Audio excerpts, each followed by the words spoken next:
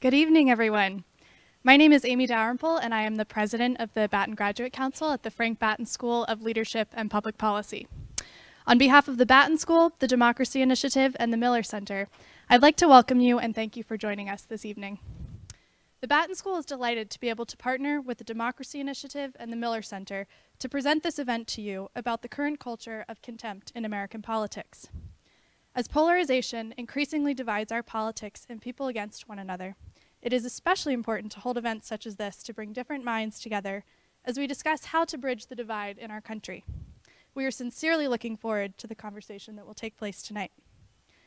Before I turn the microphone over to Dr. Arthur Brooks, I'd like to take a minute to introduce our speakers to you and explain the format for the evening. First, Dr. Brooks will deliver his remarks. Then we will have a three-way conversation with Dr. Brooks, Melody Barnes, and Allan Stam, and then we will follow the conversation with an audience Q&A. Now for our distinguished speakers. First, Dr. Arthur C. Brooks is president of the American Enterprise Institute, a public policy think tank in Washington, D.C., where he is also the Beth and Ravenel Curry Scholar in Free Enterprise. Before becoming president of AEI in 2009, Dr. Brooks was the Louis A. Bantle Professor of Business and Government at Syracuse University, where he taught economics and social entrepreneurship.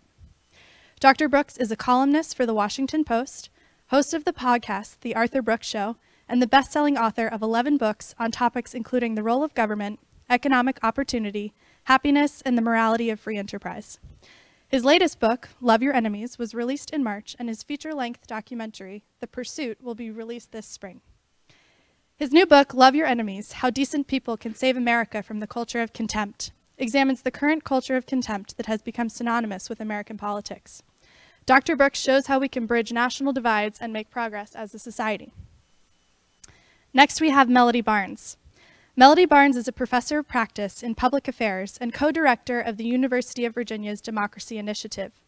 She is a co-founder and principal of MB² Solutions, LLC, a domestic strategy firm. Barnes serves as an independent director on the boards of Ventus, Inc., Booz Allen Hamilton Holding Corporation, Public Policy Advisory Board, Uber, the Marguerite Casey Foundation, and Year Up. Barnes also chairs the Aspen Institute Forum for Community Solutions and Opportunity Youth Incentive Fund. From January 2009 until January 2012, she was assistant to the president and director of the White House Domestic Policy Council. And finally, we have Allan Stam. Allan Stam is the dean of the Frank Batten School of Leadership and Public Policy at the University of Virginia. Previously, he was director of the International Policy Center at the Gerald R. Ford School of Public Policy and professor of political science and senior research scientist at the University of Michigan's Institute for Social Research. Prior to moving to Michigan in 2007, he was the Daniel Webster Professor at Dartmouth College and was assistant professor at Yale University. His research focuses on the dynamics of armed conflict between and within states. He holds a BA in government from Cornell University and a master's and PhD in political science from the University of Michigan. And at this time, I'd like to invite Dr. Arthur Brooks to the podium to deliver his remarks.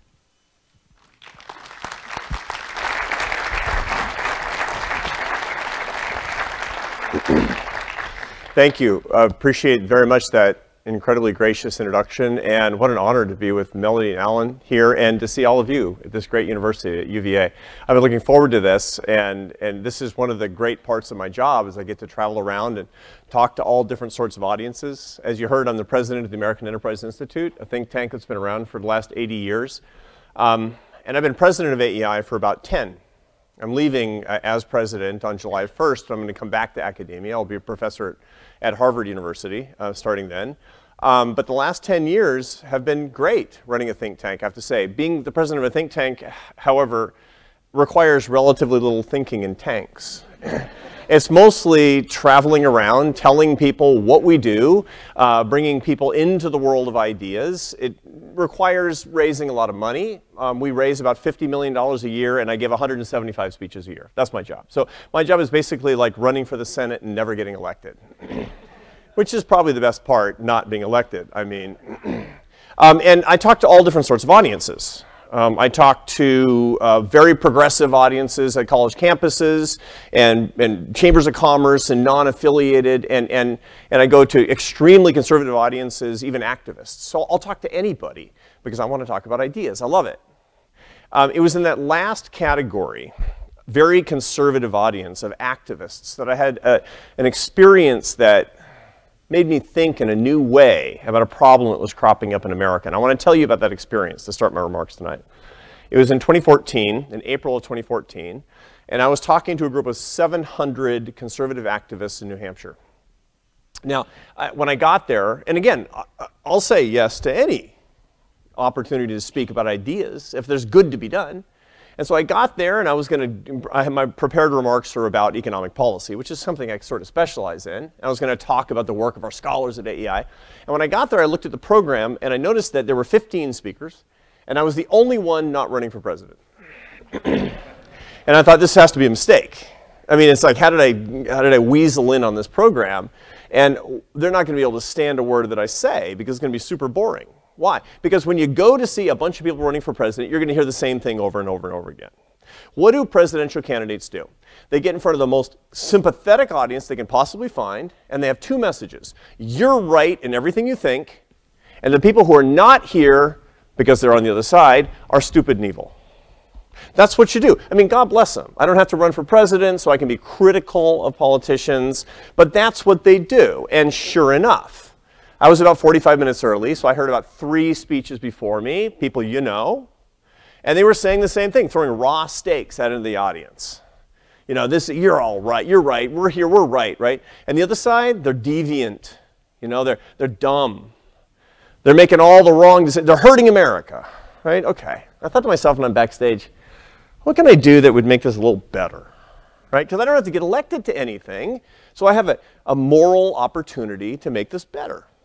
Okay, now, therein lies problems, right? You know I'm about to make a big mistake. So I get out in the middle of my talk, I stop and I say, because I had this sort of prepared as an opportunity. I said, you know, I want you to think for a minute about the people who are not here. This is it's like 3-cornered hats, 700 super activists. I said, think about the people who are not here because they don't agree with you. They don't feel welcome here, right? Political progressives. And I want you to remember, now, my own politics are center-right, so this is a sympathetic audience for me, but I said, I want you to remember that these people who are not here tonight, they're not stupid and they're not evil. They're simply Americans who disagree with us. And if we think we're right, our job is to persuade them with love. It was not an applause line. But there was an applause line. It came right after that. This lady said, I think they're stupid and evil. She got the applause. I was a little hurt. But I understood what was going on. She wasn't actually trying to hurt my feelings. She was just making a joke, right? Just a kind of a normal feel. It was kind of a festive atmosphere. But you know what made me think? And this is the epiphany that I had in that moment. At that moment when she said that, I thought of Seattle. How come? Because it's my hometown. As many of you know, Seattle is the most progressive city in America. Depending on, you can measure it in various ways. It is. My father was a college professor, and my mother was an artist in Seattle. What do you think their politics were? I'm the black sheep of the family, politically. And let me tell you about my parents. Not stupid, not evil. Great parents, terrific values. They brought me up to think for myself, which was very inconvenient for them. And when that lady said that, she was insulting my mom. And it reminded me of something that my father had taught me as a kid, and that your parents probably taught you too. The mark of moral courage is not standing up to the people with whom you disagree. It's not standing up to your foes. It's a good thing to do, by the way. You stand up to people you disagree with. That's normal. It's good. Fine. But it's not a mark of moral courage. Moral courage comes in standing up to the people with whom you agree on behalf of those with whom you disagree. Do we do that enough? See, this is what was going through my mind at that moment, right? We're all in these environments where we're all shaking our heads. Yes, we're all sycophantic. We've become siloed. We go where we agree with everybody, and we tell people things with which they agree. That's a problem if you want to exhibit moral courage. That's a problem for a country that's supposed to be based on the principle at least in part, of moral courage. Now, this was really on my mind, and not long after that, maybe 2 weeks after that, I saw an article that was written in the American Political Science Review by a political scientist at Northwestern University named Adam Waits. And he was talking about something called motive attribution asymmetry. What's that? That's when you have a conflict between two groups, and both groups, it's that motive attribution asymmetry occurs when both groups believe that they are motivated by love, but that the other side is motivated by hatred toward them. Now, when you think about it, this would happen in a war zone, in the Balkans, after the Rwandan genocide, in the Israeli-Palestinian conflict, right? The problem is both sides can't be right.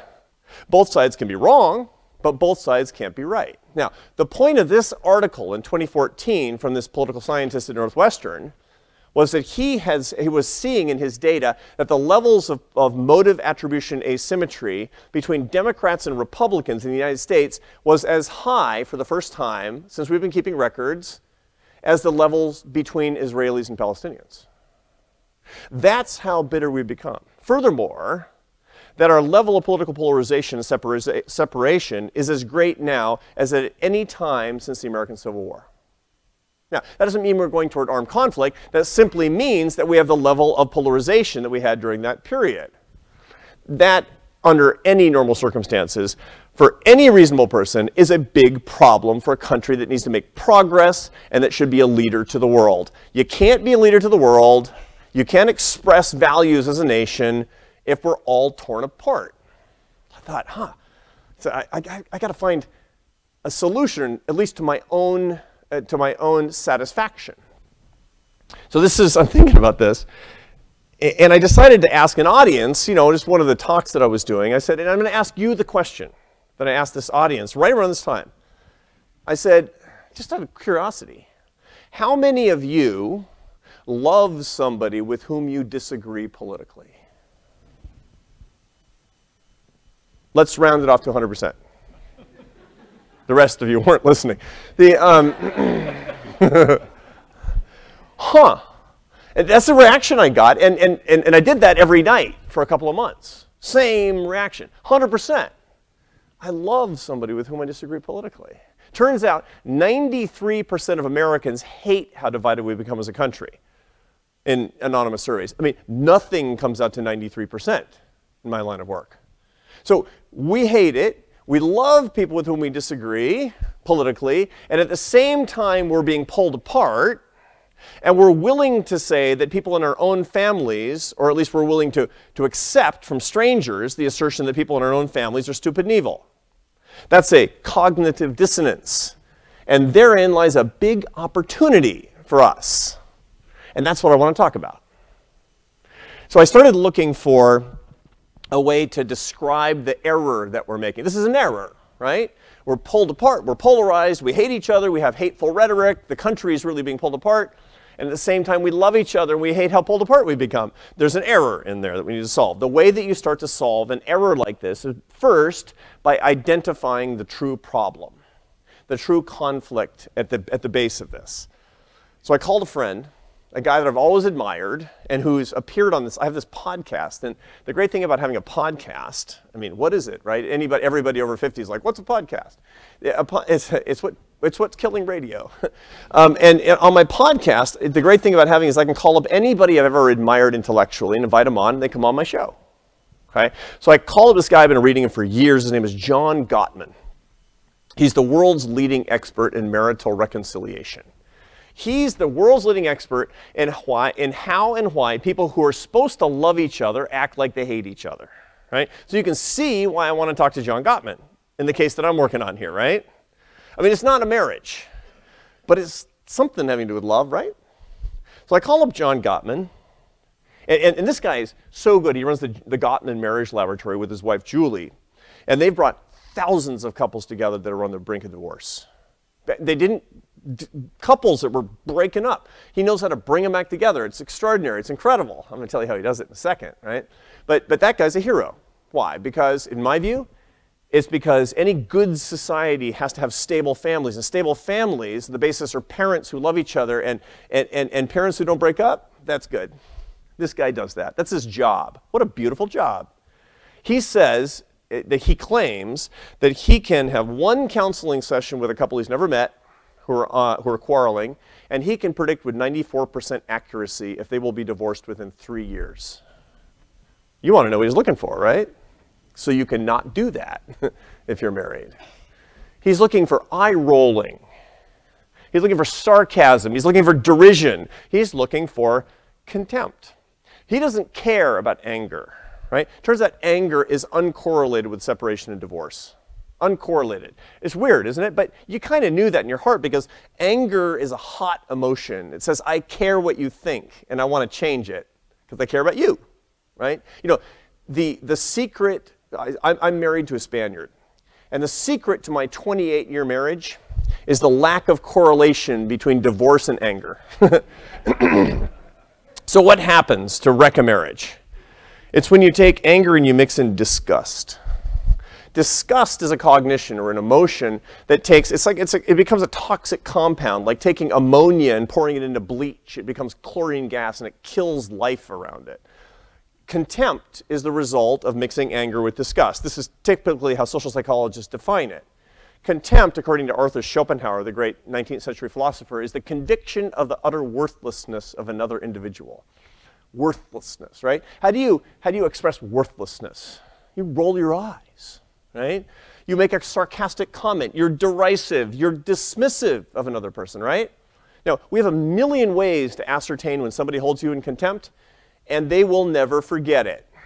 This is John Gottman's point. If you express contempt toward your spouse, it's almost like physical abuse. If you express contempt toward any other individual, that person will feel hatred toward you because they have been dismissed as utterly worthless. I mean, think about it. It's one thing to say, you're wrong. I want to change your thinking. It's something else to say, you are not worth even considering. That's what couples do when they're about ready to get divorced. And that's what we do in politics today. Right? Now, do we really feel it? I don't. And yet, I'm doing research for this book that I'm talking about, right? I went back and looked at my clips. Saw myself on CNN debating somebody about policy. I rolled my eyes. You know, this nice woman was debating me about something, the minimum wage or something. I didn't think she was making a good point. I thought her data were wrong, and so I rolled my eyes. I didn't feel contempt toward her, but I behaved as if I did. You know, I can tell you, she did not go home that night and say, I met this guy who's the president of the American Enterprise Institute, and he was making some very good points. She went home, no doubt, and said, that guy who runs AEI, he's a real jerk. And I bet every time she's seen me on TV since, she said, there's that jerk. And she wasn't wrong to think that, because I elicited that behavior in her by telling her inadvertently that what she was saying was worthless and that she's worthless. I didn't mean that. I'm sorry. We do that. So I said to John Gottman, marriage counselor extraordinaire, why do couples do that? Do they really? They're supposed to love each other. They promised they would. Do they really hate each other? He said, no. They're in a habit of expressing contempt. See, here's the key. It's actually not rocket science to bring a couple back together that's going to get divorced. They generally still love each other. The problem is they act as if they hated each other through contempt. They have a habit of talking to each other with contempt. Usually one expresses contempt, the other answers with contempt. Stimulus and response. And so if you can break that cycle, you can bring the love back. That's the secret. That's what he does. And he has all of these techniques for doing that. And I thought to myself, is that my habit? Is that what's going on? Is it this simple? The polarization, the mode of attribution, asymmetry.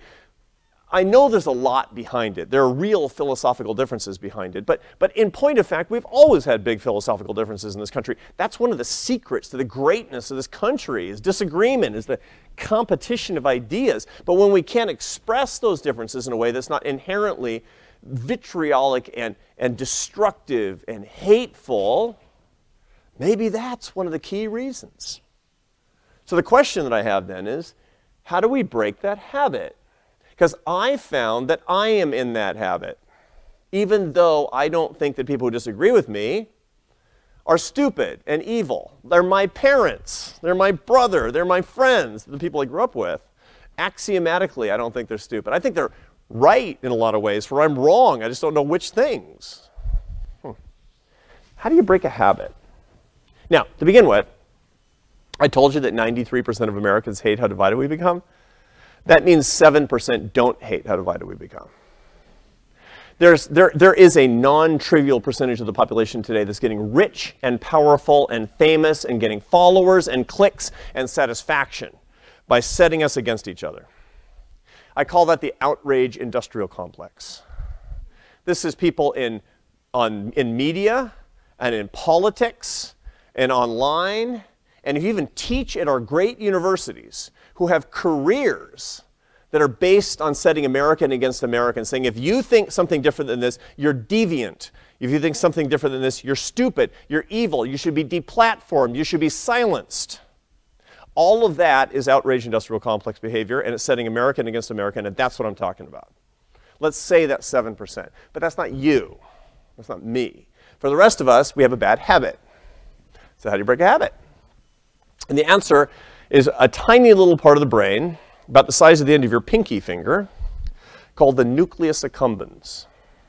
It's an ancient part of the brain. It was evolved more than 1 million years ago. You think about your brain in terms of your prefrontal cortex, the big meaty lobes right behind your forehead. That's where you make your conscious decisions. I'm going to go to a lecture by the guy who runs the American Enterprise Institute in a conversation with his friends tonight. That was a decision that was processed by your prefrontal cortex. But when you have a habit, a reward behavior you don't think about, something you do automatically that gave you some satisfaction at one point, that's being processed by your nucleus accumbens, a very ancient part of the brain, very center of your brain. How does it work? When you do something, it gives you a tiny bit of satisfaction, it gets programmed into this, and you do it automatically without thinking about it. And you do it again, it gets stronger and stronger and stronger, and that's a habit. If you smoke, that's why it's hard to quit smoking, because it's being processed not by your conscious brain. If you try to break a habit with your prefrontal cortex, you probably fail, right? You basically, some of you have been, I was a smoker for a long time, right? And because I was a musician, I made my living as a French horn player for the first 12 years of my career. And as a musician, we all smoked, right? But it was bad. I set my bed on fire one night, right? And it was expensive and filthy, and it made my mother sad. So I said, it's got to stop. So what do? He's like, I'm not going to smoke. I'm not going to smoke. You're going to smoke. Why? Because you're trying to break it with your prefrontal cortex. That's not what you do. To break a habit, you have to reprogram your nucleus accumbens. How do you do that? It's very simple. You have to substitute something for the old reward. Old reward, stop. You're stimulated with desire for that reward. You stop. You put something else in its place. You want a cigarette? Have a drink instead. You get the idea. Okay, so first of all, when you're stimulated to do something, you have to stop and be conscious of it. The Buddhist masters, they always talk about expanding the space between stimulus and reward, right? As much space as possible. Your mother was a Buddhist master. How do I know? Because she said, when you're angry, count to 10. Same idea. You're stimulated, you want to respond. When are you going to express contempt? Almost always because you've been treated with contempt. Stimulus, contempt. Response, contempt, stop. You got to put something else in its place. You got to choose the reaction that you want that will give you a different reward. Okay? I thought to myself, what should I do when I feel contempt? What should I do when I want to express contempt? This was going through my head. You heard just a second ago in the introduction that we have a documentary film that's dropping this spring. It's about to come out. And we've been filming it for the past 3 years. This film crew has been just following me around the country, around the world for 3 years. It's the craziest project I've ever been involved in. Really fun and interesting. But at one point in the filming, I was in the Himalayan foothills in India, a little town called Dharamsala. You may have heard of it because it's the home of His Holiness the Dalai Lama, the world's most prominent Tibetan Buddhist and leader of the Tibetan people. I've been working with the Dalai Lama for 6.5 years on various projects. We write together. We made this film together. I've interviewed him in public many times, and he's he's a dear friend and a mentor to me. And while we were shooting this film, I was thinking about this contempt problem.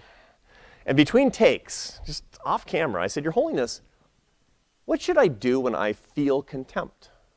And he said, practice warm-heartedness.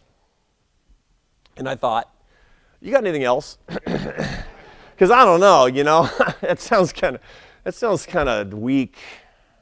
Then I thought about it. Some of you know the story of His Holiness the Dalai Lama, who at the age of 24, as the leader of the Tibetan people, was forced out of his homeland in Tibet and led his people into exile.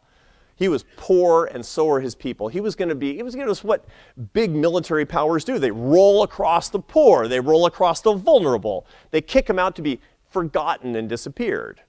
But he's not forgotten and disappeared. I'm in Charlottesville, Virginia, talking about His Holiness the Dalai Lama. How the heck do I know about the world's leading Tibetan Buddhist? I'm not a Buddhist. The answer is because he's the world's most respected religious figure. Why? Because when he was treated with contempt, for 60 years, he answered with warm-heartedness. See, that's not weak. That is the ultimate strength, is to be the master of your feelings. When somebody treats you with hatred, to answer with love is pure, raw, unmitigated strength. Are you strong enough? Am I strong enough? So I asked him, what if I don't feel it? You know what the Dalai Lama told me? He told me to fake it. And there's a lot of social science behind this. It turns out that attitude follows action. I mean, it's a very robust psychological principle, as a matter of fact. But then I said, give me some idea how. What should I think about in those moments? It's very good advice he gave me at that moment. He said, remember a time when you were treated with contempt and you accidentally answered with warm-heartedness. Right? When you were treated with hatred and you accidentally answered with love, and don't remember exactly the circumstances, remember how your heart was on fire, remember the feeling, and if you just recall the feeling, the action will come back to you. So I went back to my little room where I stay when I'm in Dharamsala with His Holiness, and I thought about it, I meditated on it, prayed a little bit about it a little bit, and I remembered a time when I was treated with real hatred, and I'm no saint, I accidentally answered with warm-heartedness. I want to tell you about it because it changed my life, especially when I recalled it. See, it was before I came to AEI, I was a professor at Syracuse, and I had the happiest life because academia is the best life.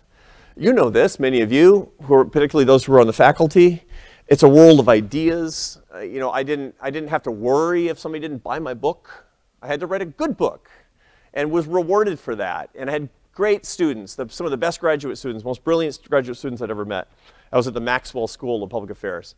And basically, I was living a life of relative professorial obscurity, but that all changed almost overnight. Because I wrote a book that was like all of my previous books. It was very boring.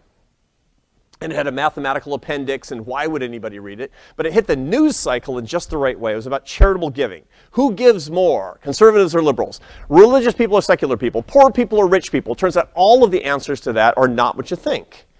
And philanthropy, for whatever reason, was in the news. And President Bush read it and talked about it. And I went to the White House, and suddenly I was on radio and TV. It happens to professors sometimes. This crazy, wonky book starts selling hundreds of copies a day. My life changed completely and totally and permanently. And so, but here's the weirdest part. When I was sort of thrust into a little tiny bit of limelight, I started getting emails from people I'd never met. Correspondence, tons of it, because my email was very easy to get over the website of the university. When people read a book and they don't know you, they feel like they know you. And they talk to you like they know you. If they like the book, they tell you about their grandma or something. It's disconcerting, it's awkward. And if they don't like your book, they don't like you, and they tell you that too. So I would get emails like this every day, dozens. And I get an email from a guy, 3 weeks after the book comes out. He had just finished it. And it starts off this way: Dear Professor Brooks, you are a right-wing fraud. Which is a very bad way to start email. But I kept reading because I'm a good sport, right? And I noticed this email is like 5,000 words long. It's going to take me 20 minutes to read it. But I'm plowing through it. And 15 minutes into this email, this guy was going through everything in my book, chapter and verse. This data set is misused. This conclusion is incorrect. You know, the columns in table 3.1 are reversed, you moron, stuff like that, right? And I'm going through it. And you know, 3/4 of the way through the email, I realized for some reason I'm conscious of my emotions. I'm not a very conscious of my emotions kind of guy, but I'm realizing that I'm filled with gratitude. I was thinking, he read my book, you know.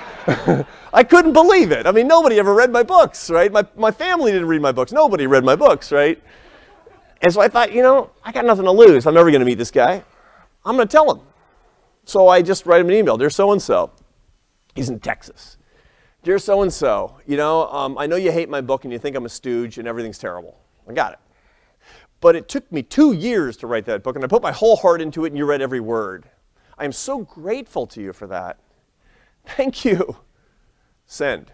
And then I go back to work, and I'm thinking, I'll never hear from the guy again. And then 15 minutes later, ding, his email pops back up again. Right? And I'm thinking, this is now I'm very apprehensive because, you know, maybe he wants to kill me now. I don't know, right? But I open it up. Dear Professor Brooks, next time you're in Dallas, if you want to get some dinner, give me a call. Well, what just happened? That's so weird. But then I realized he still hated my book, right? But he realized he didn't hate me. See, this is the thing. Gratitude has this anesthetic effect on people. And it did on him at that moment. It changed that guy. And that gave me an enormous feeling of satisfaction. It changed my heart and his a little. And that's what I remember when the Dalai Lama told me that. Okay, so what's my point? That's in your grasp. Look, no matter what you do in politics, you're going to be treated with contempt. No matter what you say ideologically, you're going to be treated with contempt. That's just where we are in America. You can change your heart. You can be more persuasive. Recall, if you use contempt, you will not persuade anybody. Nobody in the history of mankind has ever been insulted into agreement. Has never happened. If you wonder why you're being persuasive, it's probably because you're expressing yourself with respect to contempt. You can be more persuasive. You can be happier.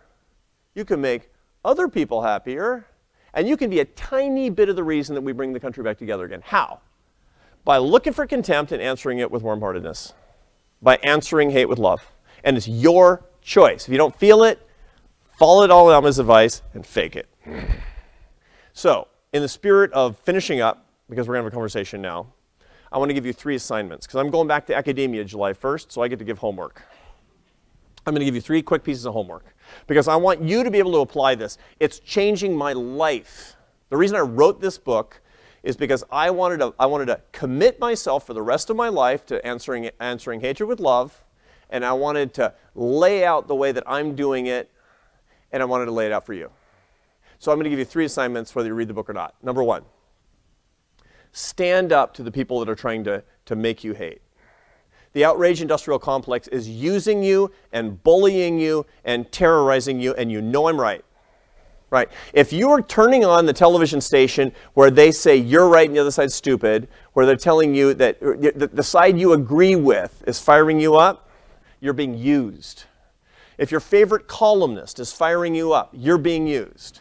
If your favorite professor is firing you up, you're being used. It's just a fact. Now, that doesn't mean that everything is wrong factually, that the data are incorrect.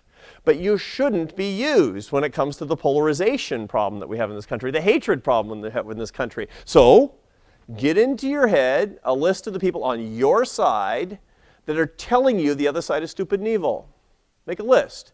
Take your time. Mute them. Cross them out. Stop reading them. You don't have to be contemptuous toward them, but you need to protect yourself. You deserve better. You'll be happier. You'll be more persuasive. And you won't be feeding the outrage industrial complex in this country because market signals work. That's assignment number 1. Assignment number 2, go looking for contempt because it's your opportunity to become happier and more persuasive. If I usually tell you about a social pathogen, I tell you to run the other direction. You know, if your friend has the flu, don't let her cough in your face, right? This is different. This is the spirit of the missionary. Missionaries go where people don't have the faith because they want to share it even though there's a ton of resistance. The missionaries are funny because, you know, they face so much resistance. I admire them a ton. You know, nobody has ever said in history, oh, look, good, there's missionaries on the porch. Never said, right? They're always like, pretend we're not home. It's really hard on the ego, right? So why do they tend to be so full of joy? because they're facing the resistance that comes from people who don't have the truth, and they get to share the truth. That's you. When somebody treats you with hatred, that's somebody who gets to actually experience a little bit of love. It will set your heart on fire. You might change somebody else's heart. The people who witness the interaction will be influenced. You won't be used. You'll be more persuasive, and you'll bring the country together a little bit. This is your opportunity. If you don't have enough people in your life who disagree with you, you need to make more friends. If you're on social media, you got to commit yourself to expressing love instead of sarcasm and hate, and never being anonymous. Look for contempt. It is your opportunity to help your life. And number 3 is gratitude. You know that guy in Texas? By the way, I never had dinner with that guy in Texas, because probably right now he'd be chained to a pipe in his basement or something in Dallas. You know, it'd be like a bad situation. But you know, I learned a lot from him. What anesthetized him was a few words of gratitude, which are the most efficacious way to express warm-heartedness. It is utterly appropriate that we all be grateful. You know, I have this huge privilege. I get to address the congressional retreat. The members, they go on retreat, and I get to address that. I get to keynote that every year. And one of the questions I almost always ask every year is, how many of you, I say to the members of Congress, wish we lived in a one-party state? 0 hands, right? I said, how many of you are grateful that we don't live in a one-party state like Venezuela or Cuba? Every hand. Democrats, Republicans, all of them, right? I said, you just told me that you're grateful for the other party. You just told me that. And if you're grateful to live in a country where you can express your opinions and there's no knock in the night and there's no jackbooted thug, you just told me you're grateful for people who don't share your point of view. Because you only get one point of view if there's no disagreement. That's something that we should appropriately be grateful for. And expressing that gratitude about America makes us a gift to the world and brings us together. When you express gratitude toward those with whom you disagree because they disagree with you in a peaceful way, you will anesthetize the hatred. You'll share the love. You won't agree because, look, who wants to agree? That's boring. I don't want to agree. I want the competition of ideas, which brings excellence. But I also want to love. And we can disagree, not less, but better, love more, be happier, persuade each other, bring the country together. Who doesn't want that? My last point before I turn it over to my friends is to say to you, look, this really is a missionary experience. What I'm so hopeful and happy about right now is that this time that everybody says, it's terrible for America, it's terrible, it's the worst, right? It's the best. Because we're having an open conversation about polarization. I get to come to one of the greatest universities in the world tonight, and I get to talk about this problem, which is actually an opportunity for us to love each other more and bring the country back together. 10 years ago, this would not have been in the conversation. It should have been, but it wasn't. And tonight it is, and that's really good news. If we're going to act on it, we're going to get progress. Who's going to act on it? You are. The last words basically are, when you leave here tonight, I want you to remember that when it comes to love, when it comes to warm-heartedness, you're entering mission territory. Do that with me, please. God bless you.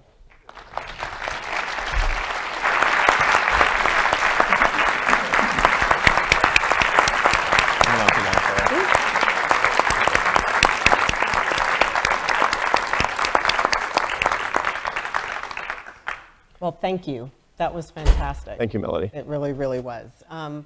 And Allan and I are looking forward to engaging a conversation with you, and then we're going to open it up to the audience. I want to start out, you talked about love, obviously. You talked about warm-heartedness. In your book, you write about building bridges. And I am with you, as I've been thinking and writing about community as well. But at the same time, I want to dig on this and scratch on this a little bit harder, because we also know that in cultures around the world, in our own, that it has been established over generations, over centuries, this hierarchy of human value. A sense, as you were alluding to or spoke to, that some people are worthy, some people are unworthy, that goes deep, and in some regard, because of this hierarchy, there's a sense of my existence depends on me being better than you, and this contempt that exists and grows out of that. And I'm wondering, when there's something that is that deep-seated, how can we build the bridges that you're talking about? So it goes beyond the guy in Dallas who's writing you because he read your book and wants to call you a fraud, but goes to something that has almost been acculturated. Yeah, it's a great question because, and again, even inside the United States, and if we're talking about somebody's shooting rockets into your kibbutz or somebody's knocking at your door and wanting to kill you, this is different. We really are, even in the United States, we have deep, notwithstanding the fact that we're not knocking each other's doors and killing each other at night generally, we do have deep-seated, we have racism in this country, we have classism in this country, we have all kinds of cultural biases that are generations, hundreds of years long, where certain classes of people are superior to, or feel superior to, act superior to others, where they denigrate the humanity of other people. We know these things exist. We talk about regretting these things, but we're trying to find some way to make this better.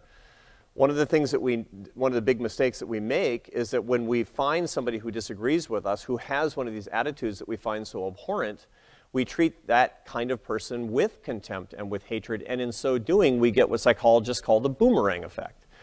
When you treat somebody with contempt or hatred, even if what they think is hateful, the chances are 3 to 1 that their position will harden against you, and you will have made things worse.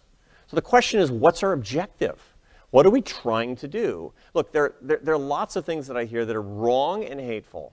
I mean, just to my way of thinking, unambiguously wrong and hateful. Task number 1 is separating somebody's view from that person. See, one of the key tricks of the outrage industrial complex says, if you say something that I find hateful, therefore you are hateful, which is always a big mistake. I mean, some of us have teenage kids, pray for us. And one of the key things you learn when you have teenage kids is you say, you didn't study hard enough and you got an F on your quiz. You don't say, you're a terrible student.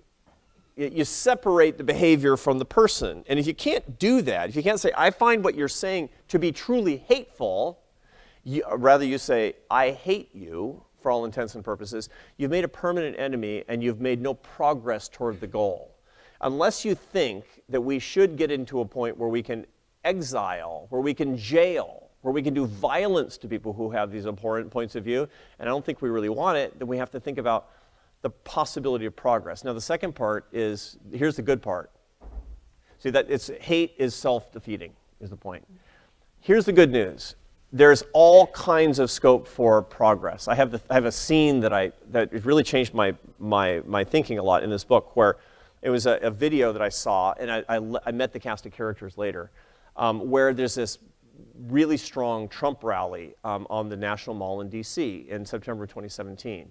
And the Black Lives Matter of Greater New York showed up to protest it on a bus.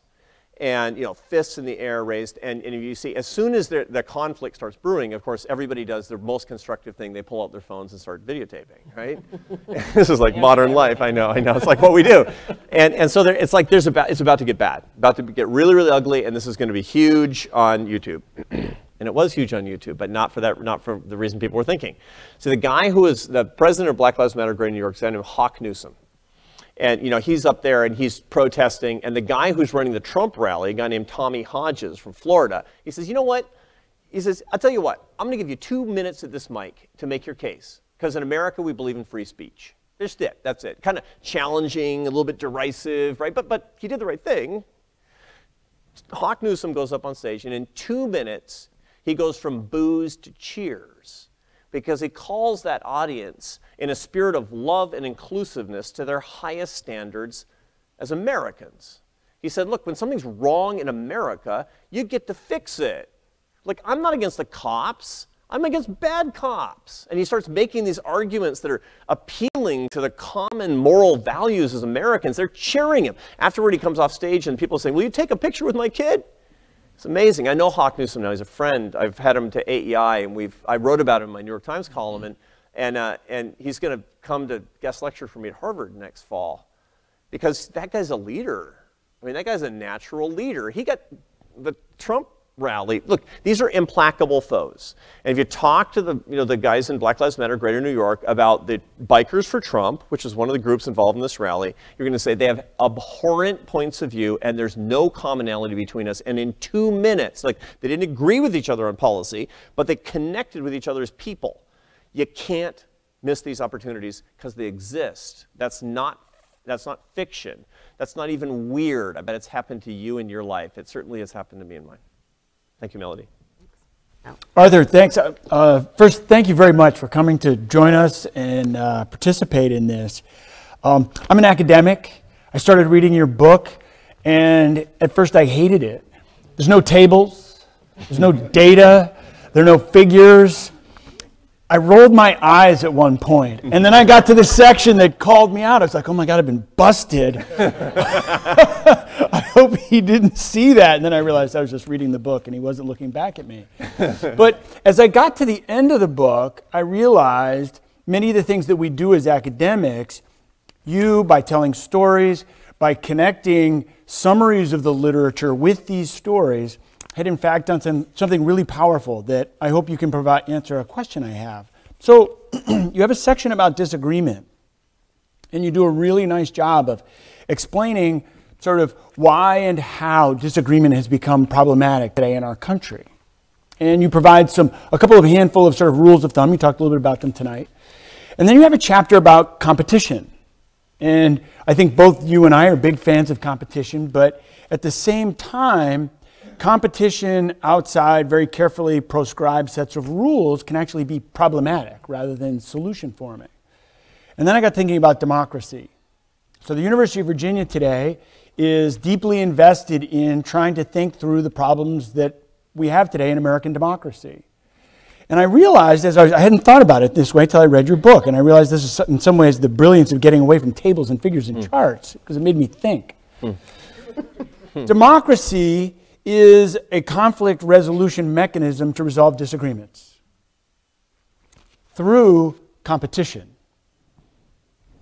And so there's this huge tension. I had never thought of democracy in this sense of, on the one hand, a brilliant institutional system for resolving problems, but as our society, or parts of our society, becoming increasingly uncomfortable with competition, there is this tension that's built into it. And I was wondering if you could you didn't get to that part. And as I was flipping through, I was like, God, there must be a section in here somewhere where he's going to tell me how I can solve this inherent tension. Boy, there's a lot in there. What do I talk about when I talk about competition? You know, nobody disputes the idea that competition is great in sports. You know, if you're a big Yankees fan, which I hope none of you are, I know, I'm sorry. I mean, okay, so Red Sox, whatever, you know, whatever. It's like, that's not contempt, that's affection toward you. Anyway, you know, if you're a big Yankees fan, you don't hope that the Red Sox bus blows up on the way to the game.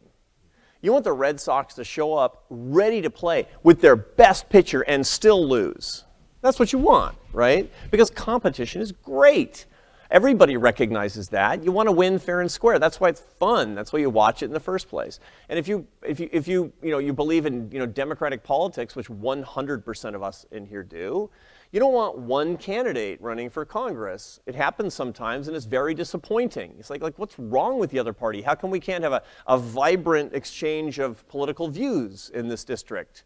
You know, even though you want, maybe the one guy or woman who's running is your preferred candidate, it's kind of like, it's kind of weak, right? And you don't want one brand of ice cream at the supermarket. You want competition, right? What we don't want is predatory behavior where we're not competing with each other, we're shutting competition down. And a lot of times we make a mistake of thinking that vigorous competition is the same thing as predatory competition, where we shut things down. In the United States today in economics, we have crony capitalism, which is basically not capitalism at all. It's where people have wired deals and special privileges and extra power that they shouldn't have. But that's nothing against competition. People who don't like crony capitalism, what they really like is real capitalism. And that's one of the cases that we need to make. In point of fact, competition bounded by rational rules so that markets don't fail, and most importantly by our own morals, is really what makes excellence. It's one of the great philosophical advances that the United States has brought to the rest of the world. relative level of comfort that we have with competing with each other, not killing each other, not hurting each other, but competing with each other fair and square. Also recognizing that in the economy and labor markets, when some people win out more than others, but for typical labor market reasons, that we have a safety net. One of the greatest, in my view, one of the greatest advances we've made in modern society is to create something that's so wealthy and creates so much largesse that we can create a government safety net to help people we've never even met, that who do fall behind and through natural market mechanisms are not as competitive as others as traditionally understood. And basically all the things that I'm saying boil down to this one idea: morals come before markets. And when we forget that, nothing works. And by the way, morals come before everything. They come before capitalism, they come before socialism, they come before monarchism, any ism. Anytime you have a system that's not based in basic human morality, which is to push opportunity in the American, I mean, starting right here, in the American consensus should be to push power and opportunity to the margins of society, the people who need it the most, to the riffraff that are basically the ancestors of all of you. That's a good thing. And to express love and solidarity with people who wouldn't otherwise feel it. These are what we believe to be our common human morals, and only then should you be layering competition across all of these things, and only then can the American free enterprise system live up to its highest ideals and its real potential, which can and should, and in point of fact generally has been, the greatest system for pulling people out of poverty in the history of the human race. Pulling 2 billion of your brothers and sisters out of poverty just since 1970. But if you forget the morals, nothing goes right, and it really doesn't matter which economic system you have in the first place. I think we have time for one more. Okay, and then we'll turn over to you. So if Allan is the academic, I'm the policy wonk, in all those years in DC, and I am curious, in reading your book, it felt like a way forward for us as individuals, a way that we can confront the world, engage the world, and choose the path that you've described. And certainly in a constitutional republic, as individuals, that's a powerful thing. But I'm also wondering how you translate what you've written into a prescription for policymakers as we address institutional and systemic challenges, as we think about these issues on a macro level, and policy has to be crafted. You go out and you're talking to the members of Congress every year. You know, what do you say? Yeah, so boy, I thought about this a lot as I was writing this book, and you know, I've written a bunch of books before this, and they're always really super institutional. I write about books about better capitalism, about books about better government, about better politics, right? Big institutions, right? And as I was thinking about this, I was reading this incredibly beautiful sermon, and my column in the Washington Post next Sunday is going to be about this sermon. It was Dr. Martin Luther King gave a sermon on November 17th, 1957 at the Dexter Street Baptist Church in Montgomery, Alabama, about the 5th chapter of the Gospel of St. Matthew, the 44th verse, which is, love your enemies. Do good to those who harm you.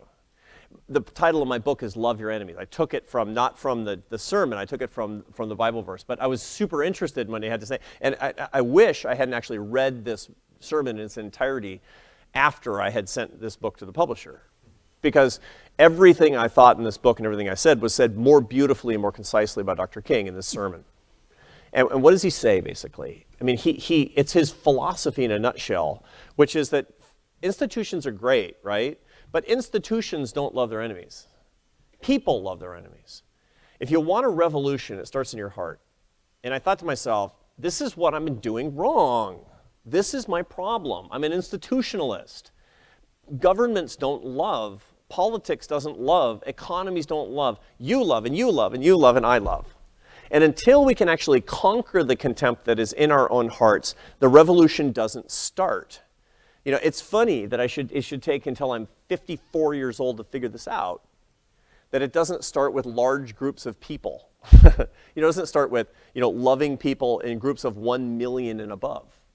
It starts with me loving more people, particularly those with whom I disagree, more vigorously right from the very beginning. And and Dr. King got that. You know, when you go back to the civil rights, the revolution of civil rights in this country that's enriched every single person in here, that's made our lives so much better than it would have been otherwise.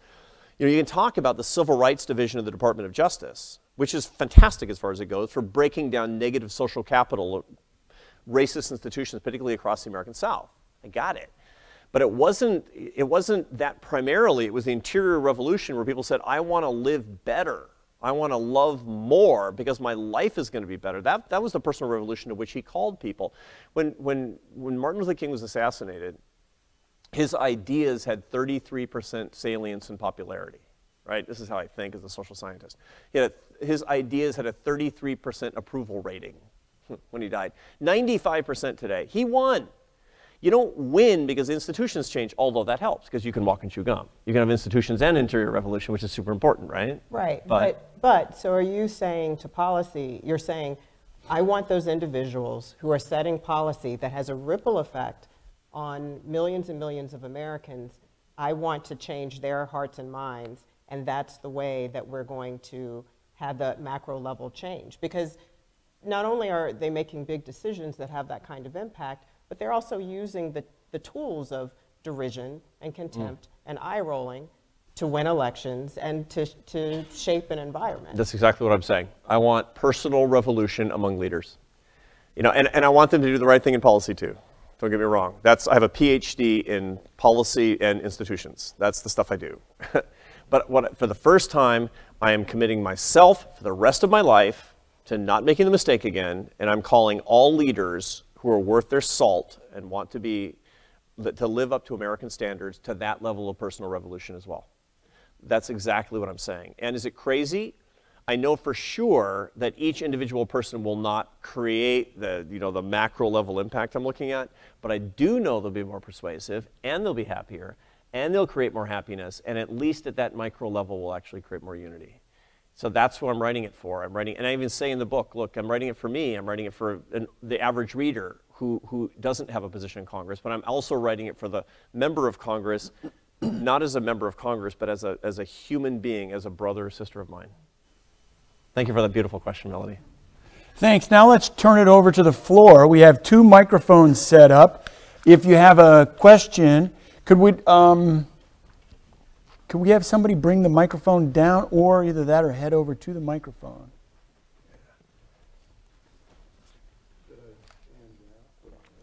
I love that question so much. Nobody's ever asked me that. Oh, sorry.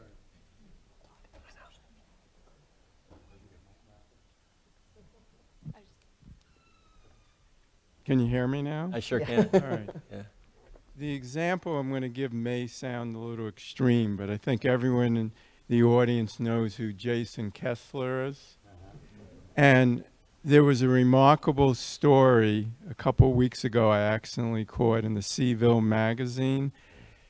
There was some sort of speech or something outside of the courthouse, and Jason Kessler, the crowd was very angry, and they looked like they were going to assault him. And some woman actually went to protect him and hugged him, and accidentally in the process knocked him down. And she got arrested for this, believe it or not, all right? And there was a trial. They wanted to do community service, and they agreed, the lawyers, if she apologized to him in the courtroom, which he tried to do twice, and he refused to accept her apology. So my point is, there is a certain segment of the population that is totally irrational, hateful, whatever, that I believe your ideas are not going to work. I realize that's an extreme example, but there are people out there like that. And you're not going to, you're not going to get through to people like that. I have no doubt that's true. I have no doubt that there are people that I'm not, it's like, believe it or not everybody in America is going to love my book. I know it's hard to believe. I mean, I get, it's really weird for me, but you know what? That's not my core audience. You know, my core audience is people who saw the interaction and who experienced what happened between Jason Kessler, I don't know who he is, and the woman who tried to hug him and knocked him down. He was the one responsible for the Unite the Right rally. Right. So the people who witnessed that are the witnesses to her love.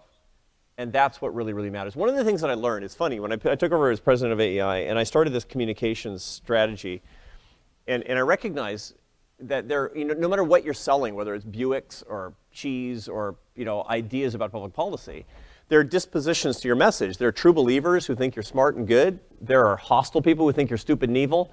There are persuadable people who just kind of want to listen, they're interested, and then there are apathetic people, which is most people, right? Particularly when you're, you know, with my ideas, it's mostly apathetic people. But, you know, the people that I'm really, really, really interested in are persuadable people, because there's tons of people like that. You know, when I first started writing for the New York Times, my editor said, let me give you a piece of advice. Don't read the comments.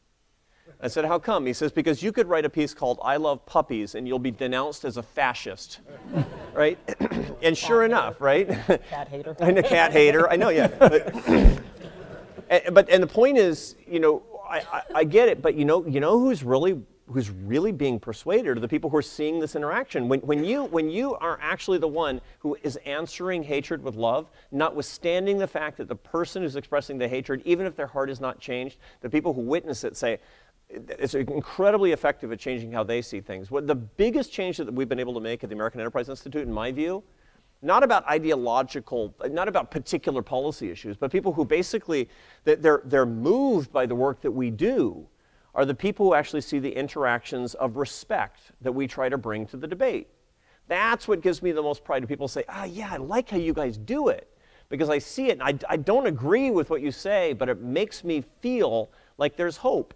And that's what I'm talking about. So even if somebody's beyond the pale, it's still worth doing it, because somebody will see you express that love, and it is never not worth expressing that love for your heart, because you deserve it as a person, and for the other people who are witnessing the interaction. Thank you for that. It's a wonderful opportunity to make that point. Thank you so much for coming. I'm Ben Liner. I'm a second year at Darden, the business school here.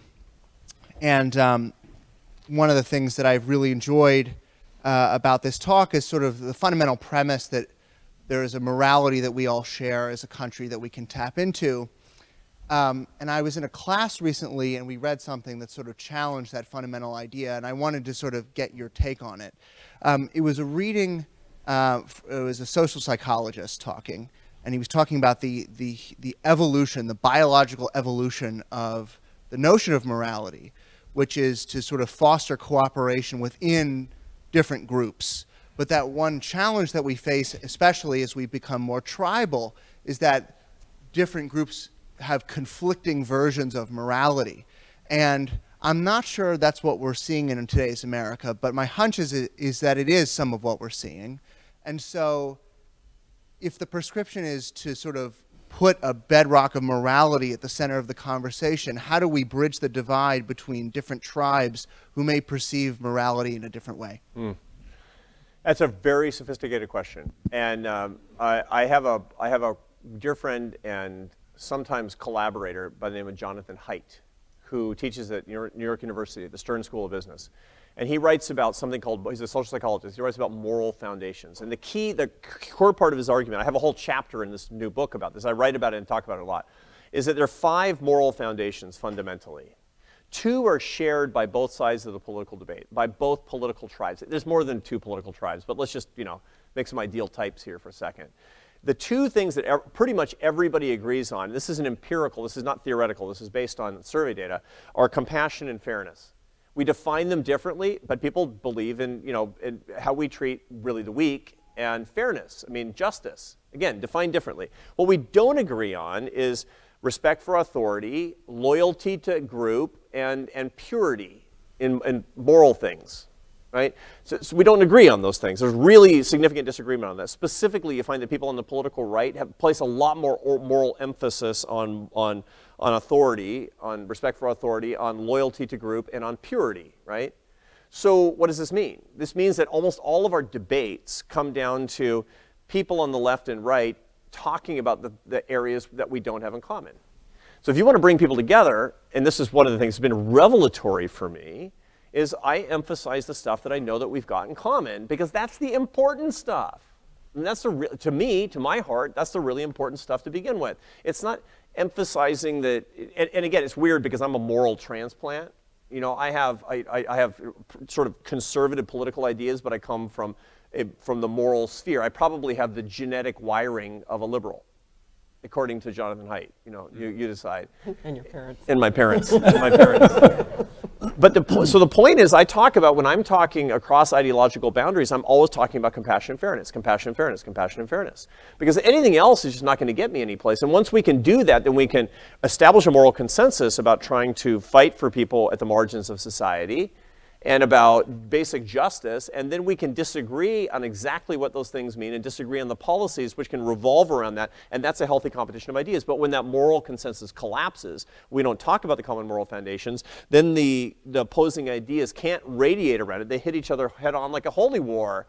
And then what are we doing? We want to kill each other about opposing policies. It's the craziest thing I've ever seen, where people, they're ready to send a fellow American practically to jail because of a difference on tax policy. That is insane. Whether somebody takes 37% or 41% of your paycheck. That is not what we're really talking about. These are avatar issues representing some other cultural, moral construct that we can't quite define, that's in the ether, that's pulling us apart. So make it explicit. Talk about compassion and fairness. Listen and say, deeply, who are you really worried about here? Who do you really want to fight for here? It's been hugely important to me to say, okay, when I'm writing something, who's the person I'm fighting for? Think of a person, right? And maybe even take a picture of the person as the kid in, the poor child or whatever, and tape it to the bottom of my computer screen while I'm writing. I'm fighting for her. That really kind of brings it home. And so that's, I think, the basis of how we can come together, notwithstanding different moral foundations. It's a hugely sophisticated topic. Thank you for giving me a chance to talk about it. So I've heard you say you love to talk about ideas. Yes, sir.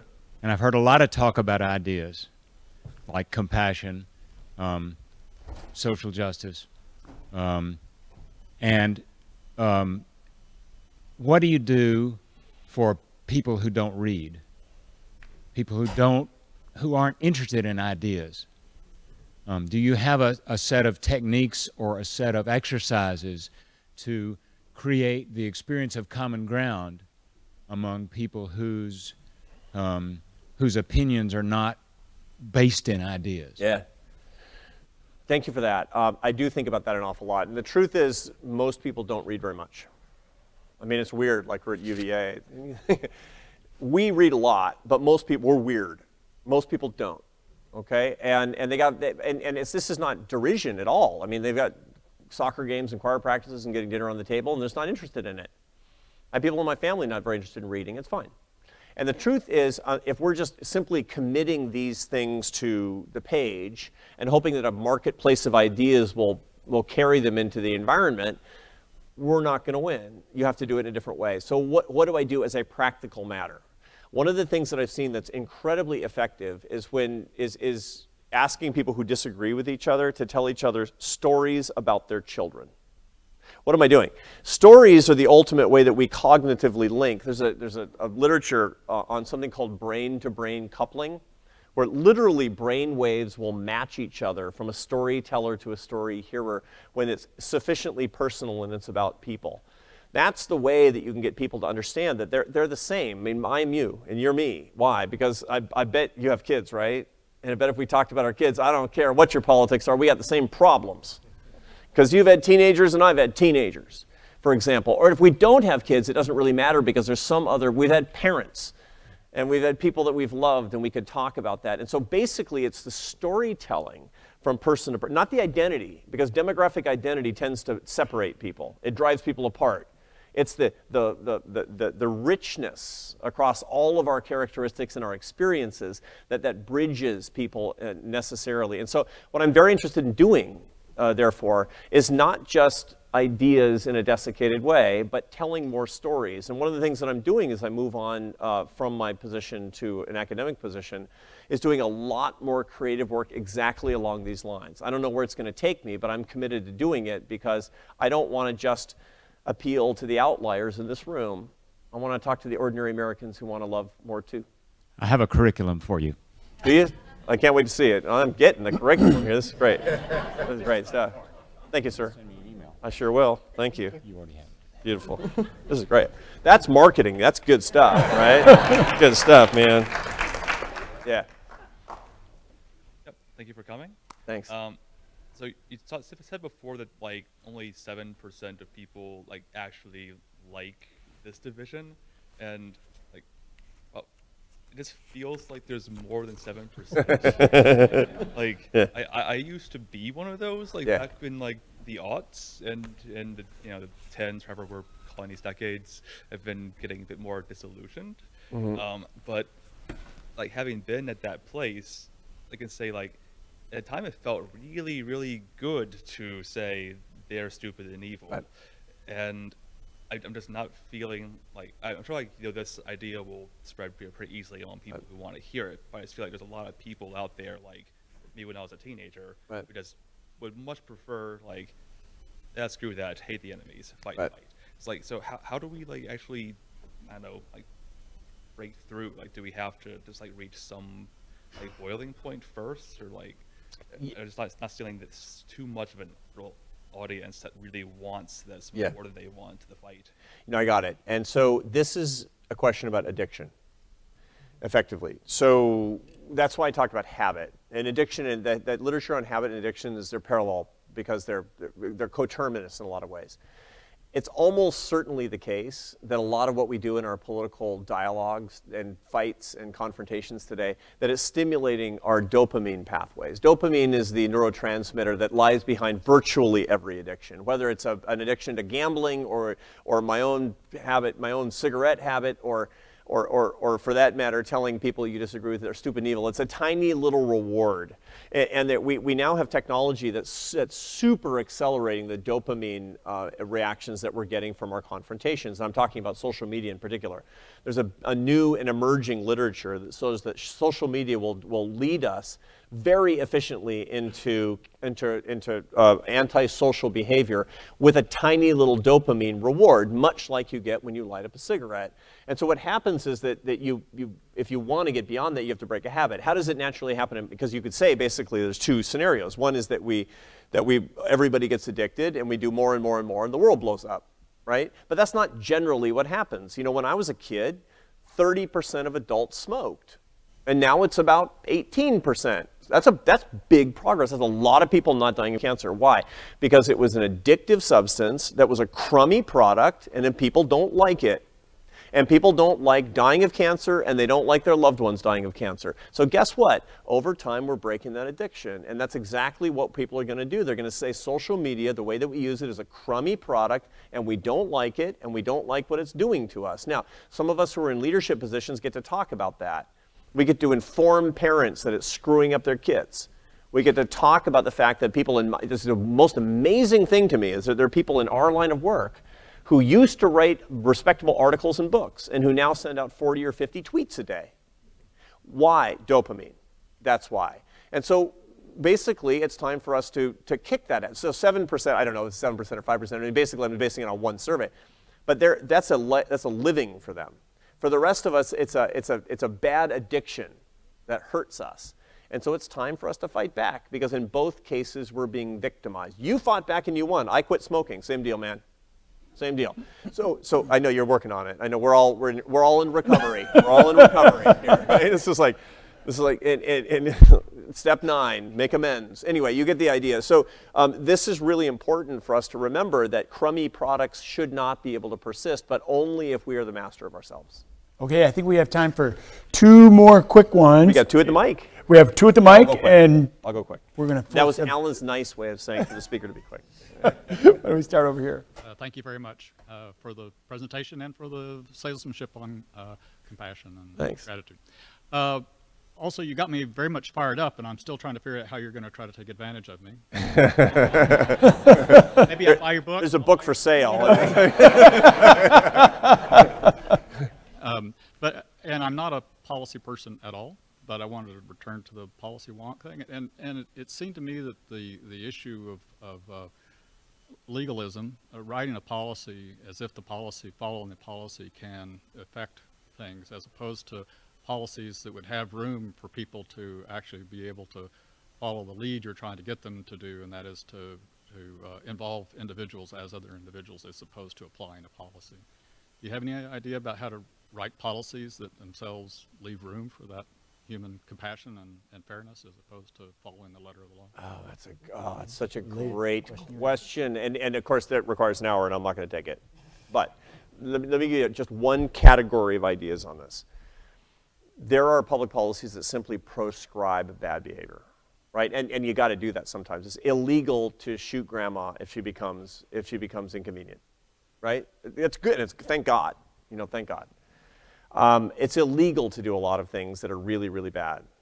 But if you really want to have public policies that create an incentive to treat other people with human dignity, you need policies that create an incentive for us to see each other as necessary. I have a whole class of stuff that I've written that talks about how to move in welfare policy, for example, from seeing poor people as charity cases and net liability to society as assets in the human family. They're taking them from help to need. So does it create an incentive to work? Good. Does it create an incentive to keep a family together? Good.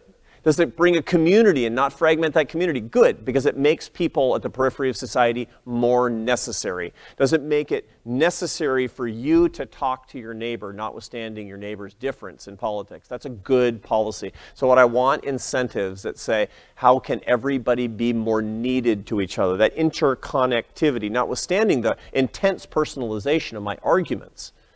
That interconnectivity between people, that's the life in life.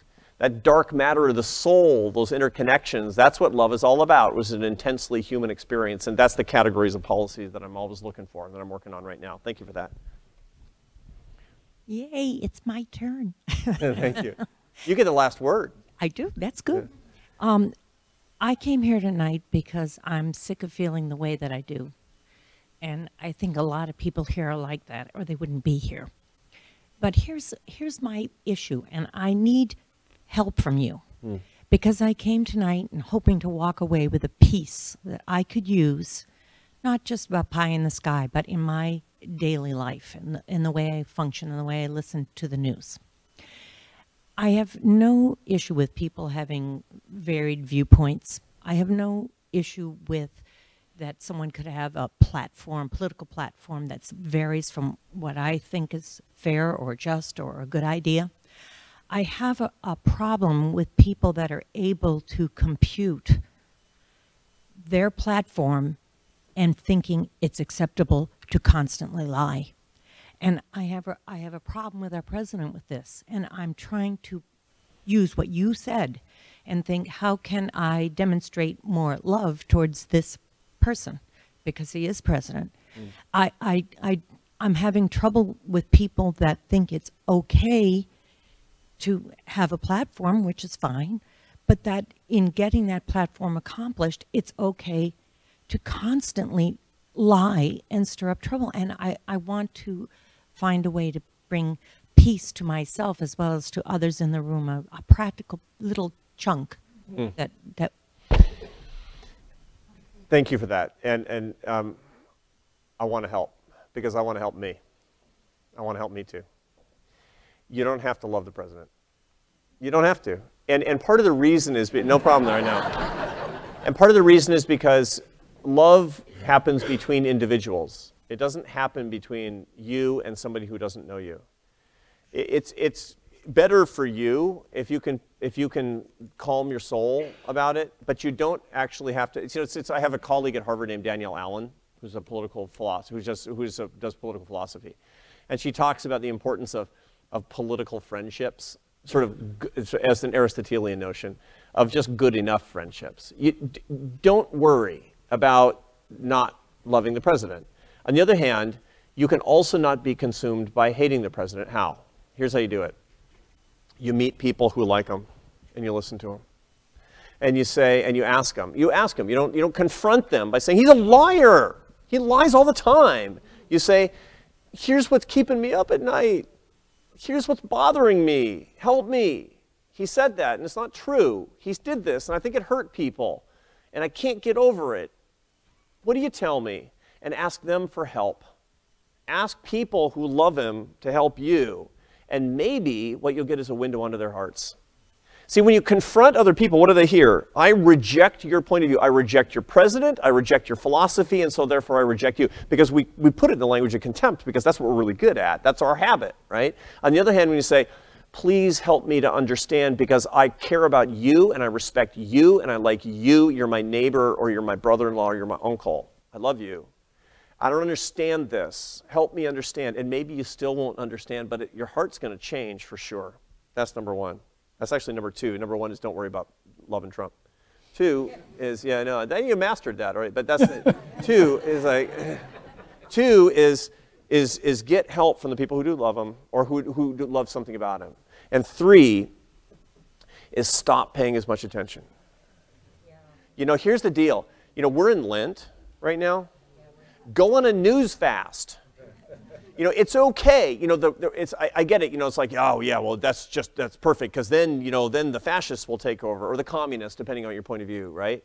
No, they won't. No, they won't. You don't have to pay as much attention. It's okay for all of us to kind of mellow out a little bit because your life is more interesting than the news. Your life is intensely interesting to you. And if you and I talk about your life is going to be super interesting to me too. And it's a lot more interesting than abstract public policy and you know, untruths from politicians on the right or the left. It's just that we're being consumed by the entertainment aspect of politics, and we're being hounded by it, and we're being harangued, and it's got to stop.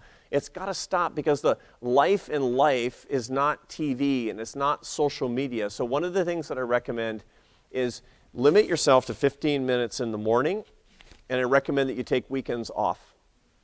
Just take the weekends off and be alive. And you know, I have done it. I guilty pleasure. I deleted the Twitter app from my phone. I'm free. I'm free. I throw off my chains a little bit, right? And you can do that too. So those are the three things. And I hope that helps you because you deserve to feel more love in your life. Thank you. Thank you very much.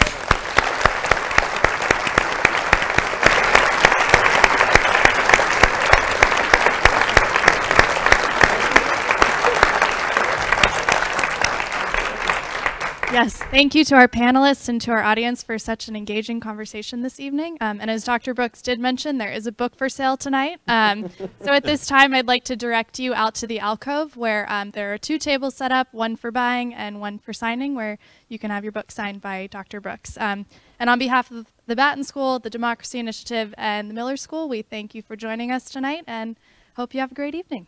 Nice. Thank you for doing this with me. I appreciate it a lot. Yeah, I love it. Thank you. Thank you so much again for coming. Are you kidding? This is anytime.